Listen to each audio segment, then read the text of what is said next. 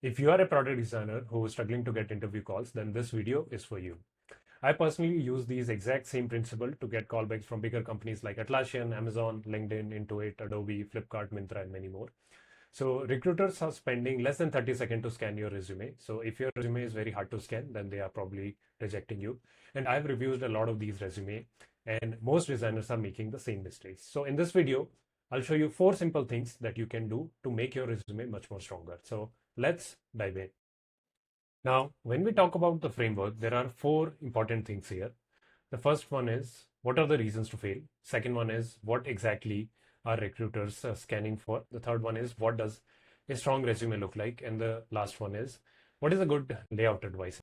So let's get started with the first one. So why does a resume fail? It failed to make a very good first impression.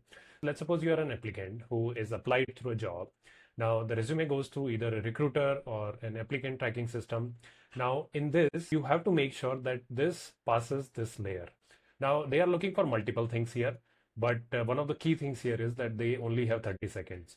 Now some of the bad things here that you can do is make it too much verbose, show no impact, or making it not scanning friendly. When a resume successfully gets to the next level, what are they exactly scanning for? They are scanning for strong signal. In my opinion, there are only 4 strong signals. The first one is college or the company that you are coming in from. The second one is a level. Third one is a project. And the last one is impact. And out of all of these signals, 2 of them are very important. The first one is the company or the college where you are from. So let's suppose you have worked in a good product company. So it's going to give you a very strong signal. If you're coming from a very known university, and that's also a good thing. Now, I understand that not everything can be in your control. The next one is level. Either you are looking for a designer, junior, senior, or looking for a people manager.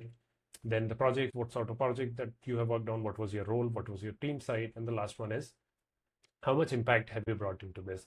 Now this is one of the most important thing to mention in your project, and then it also highlights that how mature you are in your designer journey.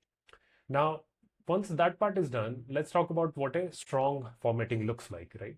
So I like to call it PI framework, which is problem, action, and impact. Now, here's what it looks like. So first, you'll start with the problem. So it can be you redesigned something, you simplified something, you led a feature, you partnered with any of your cross-functional leaders. The next one can be the action. So this is where you are saying that you have either identified, improved, shipped a feature, or proposed something new. Now, impact is one of the most important thing in a resume, that either you have increased something, decreased something, you have optimized something, or you have appraised something. Now, combining all of this together, what a bad example would look like is this. I just designed an onboarding flow or worked on research, improved UX. And what does a good framework will look like? So that would be redesign onboarding flow that improve XYZ, led research part to identify XYZ, and improve the UX by increasing XYZ. So once you start putting your resume in this format, they start to clear the impact bar very high. Now, the last one is looking at the good resume layout. It should be scanning friendly. That's like a non-negotiable. I think this is the most optimized format that I can think of, and definitely use AI for all the proofreading. So start with the introduction and experience and education on the left.